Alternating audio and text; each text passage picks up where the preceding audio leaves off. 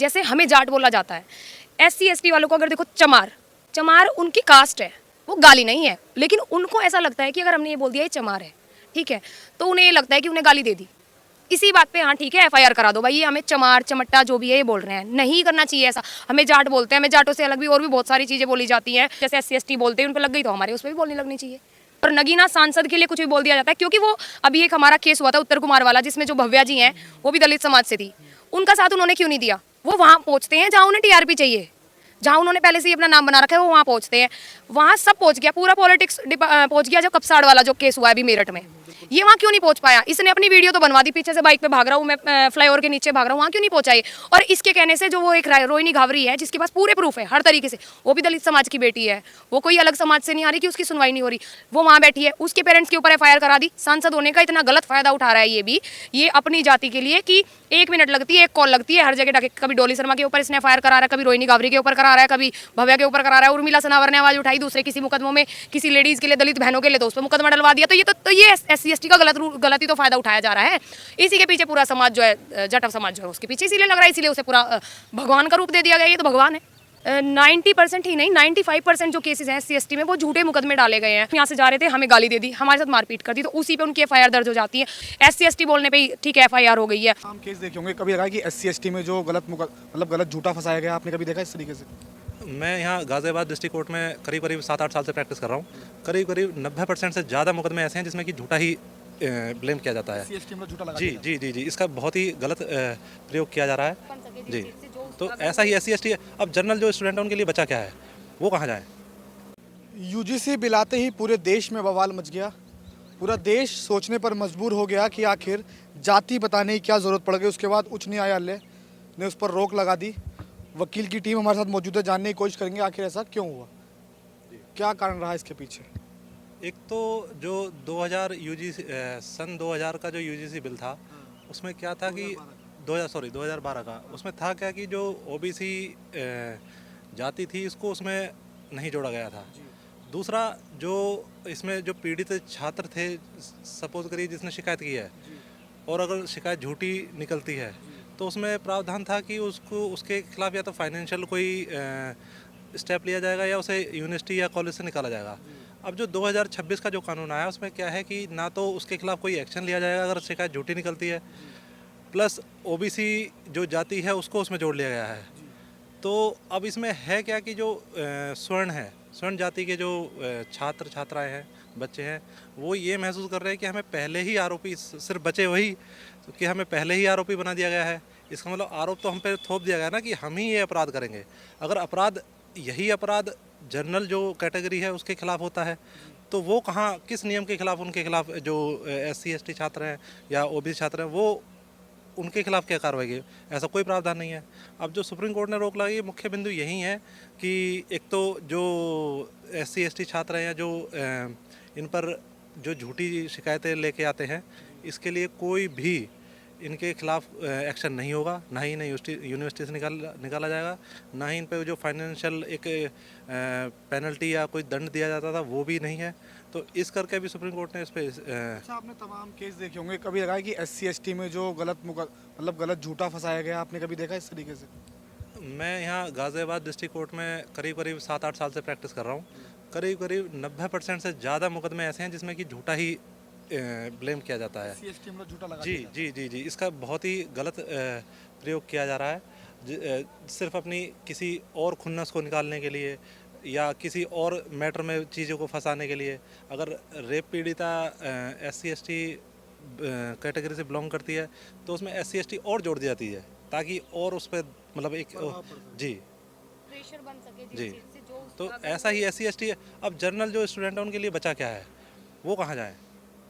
पहले ही SC ST और reservation already पहले जो उच्च शिक्षा संस्थान थे और जो यूनिवर्सिटीज़ हैं उनमें ऑलरेडी टीम तीनों ने यही बोला गया कि हम भी पढ़े हैं, हमारे साथ भी लोग पढ़े हैं, हमने कभी ऐसी चीज़ें फेस नहीं की, लेकिन ये कानून लाने की क्या ज़रूरत थी? वही मैं कहना चाह रहा हूँ कि अब कानून की अब इसमें एक एंगल आता है, पॉलिटिकल एंगल। जो अभी रूलिंग गवर्नमेंट है, ठीक है, उन्होंने ये लागू कर दिया, लागू नहीं हुआ मतलब अभी शुरू कर दिया है, ठीक है, सुप्रीम कोर्ट ने हाँ राइट। तो अभी सुप्रीम कोर्ट ने रोक लगा दी है, तो गवर्नमेंट क्या है, दोनों तरफ से ही लाभ लेना चाह रही है। अब वहाँ से रोक लग गई है तो इनको ये लगा कि जब तक इलेक्शन आएंगे तब तक कुछ और मुद्दा छोड़ने के लिए ले आएंगे, तो ये दोनों तरफ से वोट लेना चाहते हैं। भाई ओबीसी के लिए सरकार कह रही है कि जाति बताओ, अपनी जाति एक बार बता दीजिए, आप भी थोड़ा विरोध मैं जनरल कैटेगरी से ही बिलोंग करता हूँ। स्टेट में मेरा ओबीसी है, लेकिन सेंट्रल गवर्नमेंट में मैं जाट कम्युनिटी से मैं बिलोंग करता हूँ। लेकिन मेरा मानना ये है कि पहले ही बहुत जो SC ST जातियाँ थी, ठीक है रिजर्वेशन था, ठीक है जॉब में रिजर्वेशन था, और चीज़ों में यहाँ पे आरोप लगा दिए जाते, मुकदमे फंसे, और क्या चाहिए, हम कहाँ जाएँ। SC ST जो एक्ट है मतलब उसका गलत फ़ायदा उठाया जाता है, झूठे मुकदमे में फंसाया जाता है, उसके बाद भी सरकार मतलब क्यों, मतलब क्या लगता है आपको कि क्यों लगेगी? मैं वही मैं कह रहा हूँ, जो SC ST कानून है उसमें भी ऐसा कुछ ना कुछ प्रावधान जरूर होना चाहिए। अगर झूठा मुकदमा निकलता है तो उसमें भी एक्शन लिया जाना चाहिए। फिर तो ये एक तरीके से यूज़ शुरू हो जाएगा कि भाई कोई भी किसी पे आरोप लगा दे और दूसरे लोग इसमें पिसते रहें कानून में। ऐसे ही अब इस शिक्षा संस्थान है, इसमें बच्चा पढ़ेगा या मुकदमे फेस करेगा या वो कार्रवाई, वो कहाँ कंसंट्रेशन उसमें पढ़ाई में कर पाएगा। आप क्या मानते हैं कॉलेजेस में जो स्टूडेंट्स हैं ओबीसी से भी हैं, SC ST से भी हैं, और कुछ जो और भी अदर लोग हैं, मतलब इन लोगों को भी कहीं ना कहीं डिवाइड किया जा रहा है। ठीक है, जो ये अभी 13 जनवरी में जो ये रेगुलेशन जो डला था, हमारा जो रूल्स इसमें जो नए बनाए गए, कहीं ना कहीं वो डिवाइड करने के लिए, मतलब जो CGI है हमारे, उन्होंने ये देखा कि जो रूल्स इसमें बनाए गए कि कहीं ना कहीं वो हमारी कम्युनिटी को डिवाइड कर देंगे। तो इस पर जो अगली सुनवाई होगी वो 19 मार्च को होगी। तो तब तक के लिए जो आर्टिकल जो 142 आर्टिकल था, ठीक है, उसी आर्टिकल पर वही जो रूल्स जो पहले बने गए थे उन्हीं पर तब तक फॉलो किया जाएगा। आप किस कैटेगरी से आते हैं? मैं जनरल कैटेगरी से आती हूँ, जैसा आपको सर ने बताया है, अपने वहाँ से यहाँ ओबीसी में हम लोग आते हैं। ओबीसी में आते हो? हाँ जी, आप भी कॉलेज वगैरह गए होंगे, लॉ की पढ़ाई की होगी बिल्कुल, आपने, हम लोगों आपने ने इस भी- चीज़ का सामना करना पड़ा कभी? बिल्कुल काफ़ी फेस किया है हम लोगों ने भी। और SC ST का भी मैं बताना चाहूँगी, SC ST के मैं भी, मेरे को भी 7 साल हो चुके हैं इस प्रोफेशन में, कि 90% ही नहीं 95% जो केसेस हैं SC ST में वो झूठे मुकदमे डाले गए हैं। और सिर्फ रेप पीढ़ी तक है नहीं, मैं बोलना चाहूँगी, और भी जो छोटे छोटे मैटर होते हैं, लाइक कि हम यहाँ से जा रहे थे, हमें गाली दे दी, हमारे साथ मारपीट कर दी, तो उसी पे उनकी FIR दर्ज हो जाती है। जबकि जो रेप जिनके एक्चुअल में जिनके रेप हो रहे हैं ना, उनके साथ में उनका ना तो कोई एक्शन लिया जाता उनके लिए, उनसे सबूत मांगे जा रहे हैं पहले, SC ST बोलने पे ही ठीक है FIR हो गई है।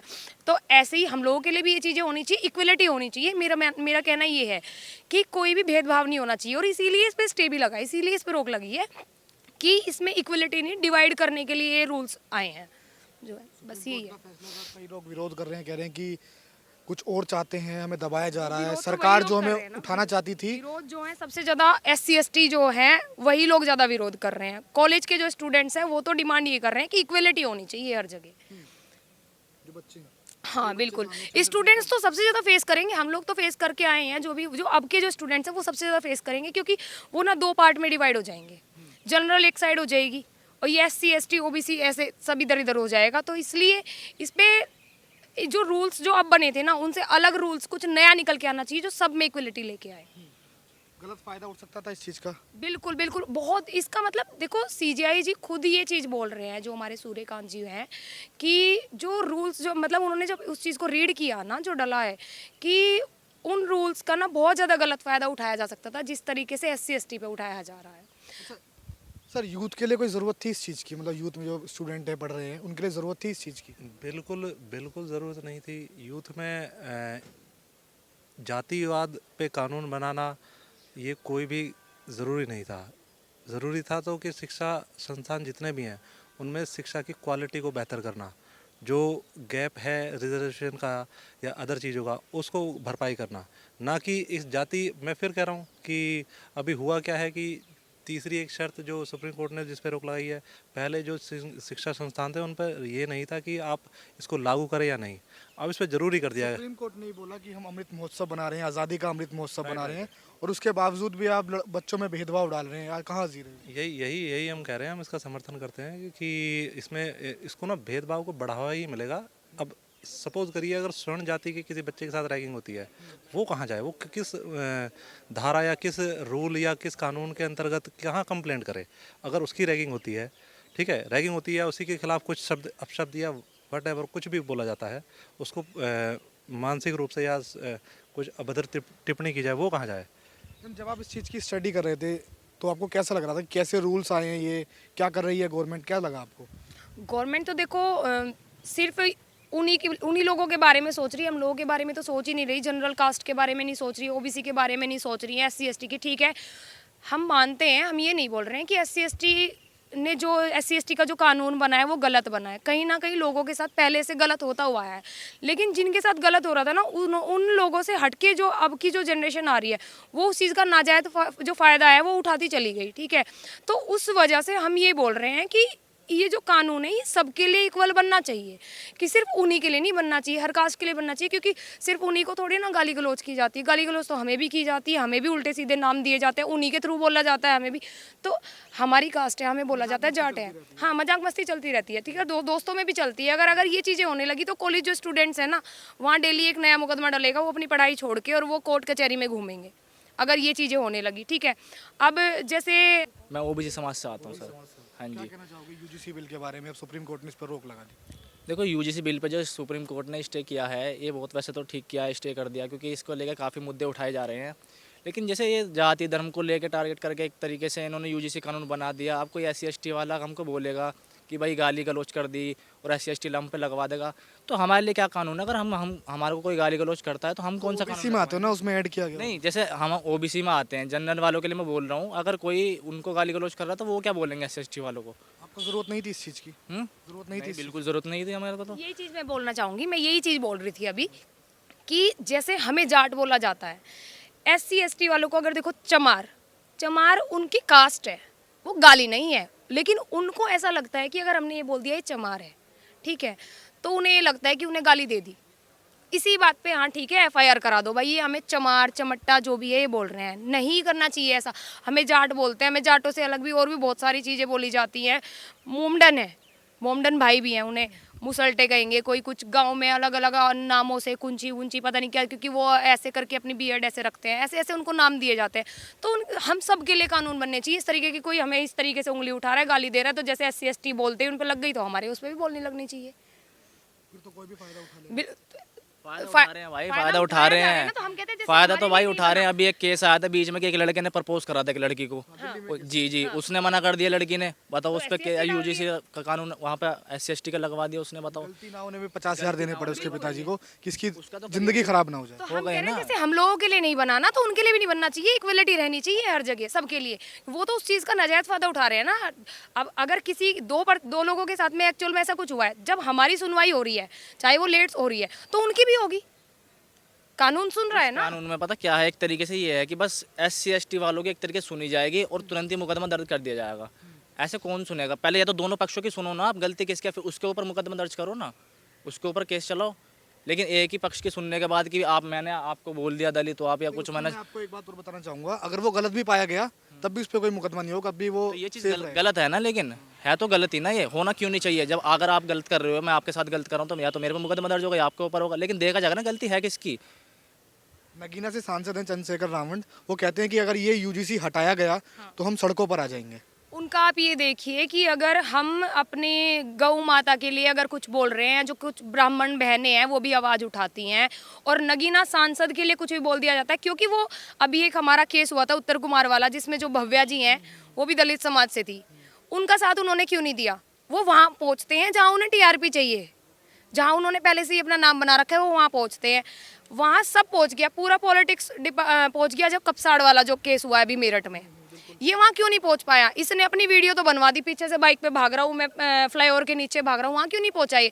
और इसके कहने से जो वो एक रोहिणी घावरी है, जिसके पास पूरे प्रूफ है हर तरीके से, वो भी दलित समाज की बेटी है, वो कोई अलग समाज से नहीं आ रही कि उसकी सुनवाई नहीं हो रही, वो वहाँ बैठी है, उसके पेरेंट्स के ऊपर एफआईआर करा दी। सांसद होने का इतना गलत फायदा उठा रहा है ये भी, ये अपनी जाति के लिए कि 1 मिनट लगती है, 1 कॉल लगती है, हर जगह डाके, कभी डोली शर्मा के ऊपर इसने एफआईआर करा रहा है, कभी रोहिणी गावरी के ऊपर करा रहा है, कभी भव्या के ऊपर करा रहा है। उर्मिला सनावर ने आवाज़ उठाई दूसरे किसी मुकदमों में, किसी लेडीज़ के लिए, दलित बहनों के लिए, तो उस पर मुकदमा डलवा दिया। तो ये एससी एसटी का गलती तो फायदा उठाया जा रहा है। इसी के पीछे पूरा समाज जो है, जाटव समाज जो है, उसके पीछे इसीलिए लग रहा है, इसीलिए उसे पूरा भगवान का रूप दे दिया गया। ये तो भगवान है। हमने स्टूडेंट से बात करने की कोशिश करी, उनका भी ये कहना था कि इस बिल की कोई ज़रूरत नहीं थी। वकीलों से बात करी कि इस बिल की कोई ज़रूरत नहीं थी। सुप्रीम कोर्ट के इस फैसले पर आप क्या सोचते हैं? कमेंट बॉक्स में ज़रूर बताइएगा।